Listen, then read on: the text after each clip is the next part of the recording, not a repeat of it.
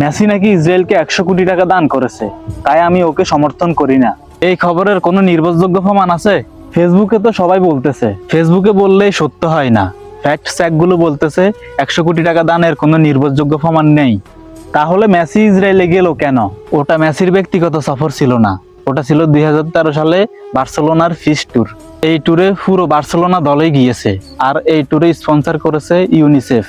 Feast tour মানে এই ট্যুরের উদ্দেশ্য ছিল ফিলিস্তিন এবং ইসরায়েলের শিশুদের মধ্যে খেলাধুলার মাধ্যমে শান্তি এবং সহাবস্থানের বার্তা ছড়ানো। তাহলে শুধু ইসরায়েল না, ফিলিস্তিনও গিয়েছে?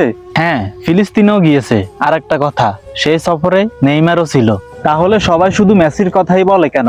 কারণ তারা মেসিকে সবার সামনে খারাপ বানাতে চায়। ভাই, ফুটবল নিয়ে তর্ক করো, কিন্তু মিথ্যা গুজব ছড়িয়ে একজনের সম্মান নষ্ট করা কোনো ন্যায়বান মানুষের কাজ নয়। তাই আগে সত্যতা যাচাই করো, তারপর বিশ্বাস করো।